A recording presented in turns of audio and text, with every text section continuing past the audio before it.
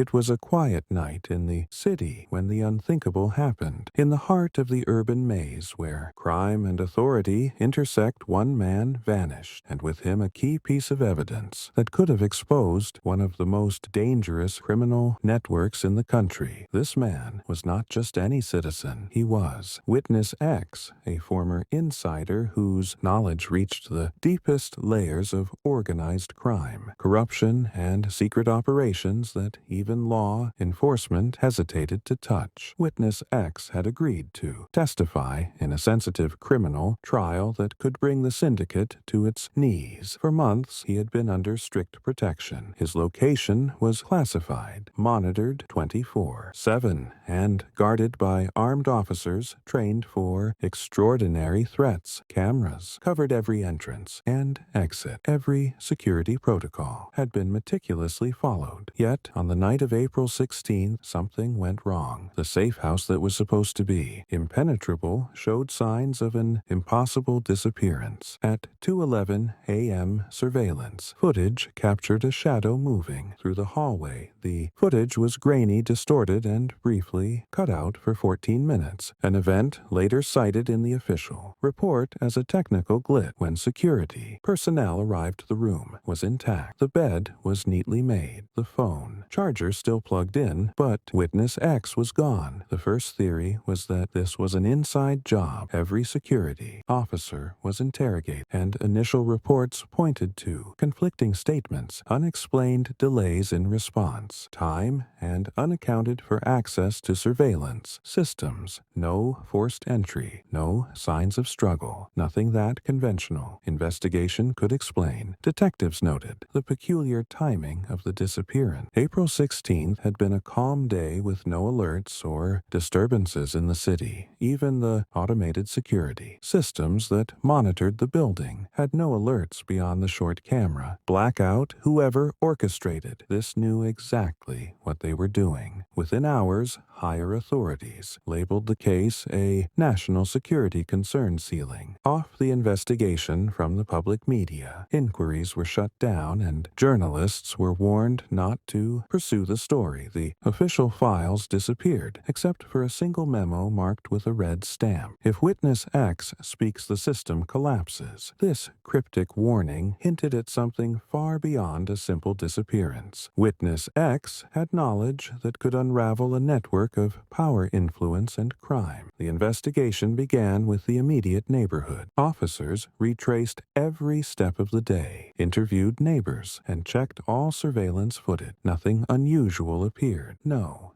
vehicles were seen near the building. No suspicious individuals. No irregular patterns. Yet, when investigators re-examined the footage at a granular level, anomalies appeared. Subtle movements in peripheral camera angles, shadows that did not correspond to any physical entity in the room. One hallway camera showed a flicker of light moving against the wall, a brief shimmer that lasted less than a second, impossible to reconcile with ordinary movement. The internal report later stated the physical evidence suggests that Witness X did not leave through conventional means. All doors were locked from the inside, all windows secured, and no alarms triggered. The disappearance remains unexplained. Families of crime victims were brought in as part of witness protection. Simulations the court needed, assurances, and yet every theory proposed by detectives was met with the same chilling conclusion. No conventional explanation exists. Some officers whispered of influence beyond the city, hinting at organized crime, syndicates with connections to high-ranking officials. Others suggested intelligence agency involvement, either a cover-up or a controlled extraction of the witness. Documents recovered from the safe house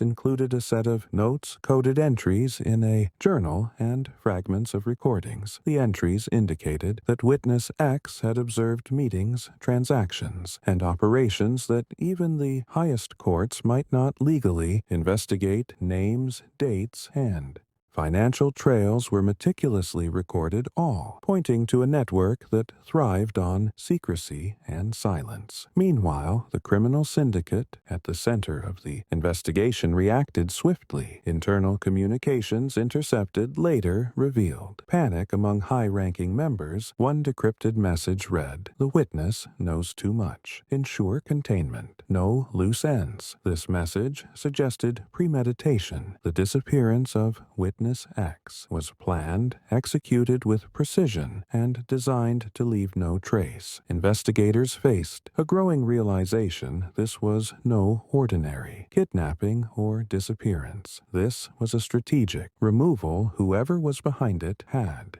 resources, authority, and knowledge of investigative procedures. Inside the safe house, minor clues remained. A coffee cup, half drunk, left on a side table. A pen, uncapped on the desk. The journal open to a page, detailing a meeting with a high-ranking suspect was missing its most critical notes. These fragments became the focus of forensic analysis. Experts in criminal psychology suggested that Witness X may have been coerced to leave voluntarily, but the psychological profile indicated high resilience, unlikely to cooperate under duress, making voluntary disappearance improbable. Meanwhile, the courtroom prepared for testimony that would now never come. Lawyers, prosecutors, and investigators all faced an unprecedented dilemma. Without Witness X, the case began to crumble. The network of criminals sensed weakness and began consolidating power, making further investigation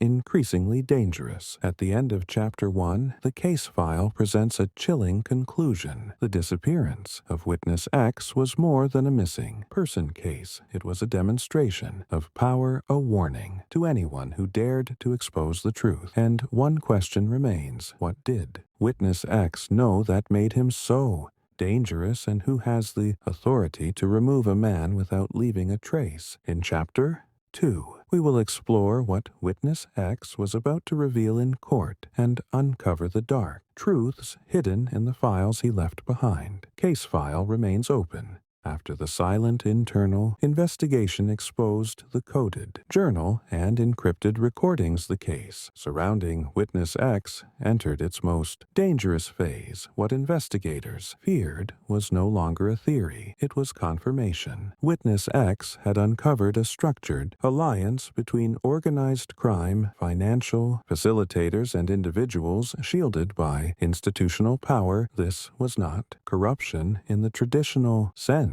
There were no cash envelopes, no street-level bribes. This was systemic cooperation transactions, routed through legal frameworks, influence traded through policy loopholes, and silence maintained through authority. The encrypted drive recovered from the safe house was finally accessed after weeks of failed attempts, and what it revealed forced senior analysts to step out of the room. The files inside were layered reports, schedules, and predictive outcomes detailing what would happen if Witness X testified. Names were still absent, but positions were clear: deputy directors, legal advisors, procurement heads, and external consultants, all referenced indirectly. One file was titled Fail Safe. It described a contingency scenario, triggered only if testimony became unavoidable. The language was clinical, not emotional. It outlined removal options, categorized as extraction, neutralization, or indefinite containment. This was not written by criminals, it was written by professionals. The final line in the document stated: public exposure, unacceptable stability, priority, absolute. This single sentence explained everything. The disappearance of Witness X was not a crime of panic, it was a calculated decision. Meanwhile, a parallel operation was unfolding quietly. Prosecutors handling the original case were instructed to delay filings, citing procedural concerns. Evidence submission windows were missed intentionally, and key warrants expired without renewal. The courtroom process was being suffocated slowly until the case could know. Longer-stand families of victims sensed something was wrong, but had no proof. Journalists who attempted to investigate were denied access, threatened involvement with legal action or quietly redirected to other stories, the system was closing ranks. Investigators who pushed too hard were reassigned. Some resigned, others stopped asking questions entirely. One analyst, however, refused to let the case die. Reviewing location data from the blackout window, he discovered a service elevator activated. During the 14-minute gap, an elevator not connected to local security, but to an external agency maintenance corridor. This corridor did not